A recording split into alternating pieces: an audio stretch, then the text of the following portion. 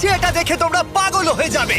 এই ভিডিওতে তোমরা দেখতে পাবে কেন $2.5 লাখ লাগে স্পেসের এক্সপিরিয়েন্স করবার জন্য, কেন $50,000 লাগে সমুদ্রের গভীরে এক্সপ্লোর করবার জন্য।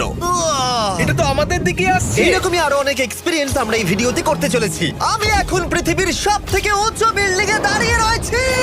ও মাই গড! আর সবথেকে সস্তা এক্সপিরিয়েন্সও আমরা এখানে করব, একটা উটের পিঠে চেপে। $1 আমি কতক্ষণ রাইড করতে পারবো? $1 2 মিনিট। ঠিক আছে, হ্যাঁ। এটা $1 দারুণ এক্সপিরিয়েন্স। হ্যাঁ। শক্ত করে ধরো। দাঁড়াও, শক্ত করে ধরবো কেন? ও মাই গড! আমি ইজিপ্টে উটে রাইড করতে চেয়েছিলাম, কিন্তু ওটা $1 অনেক বেশি, তাই আমি এখানে নিজেই পিরামিড লাগিয়ে দেবো।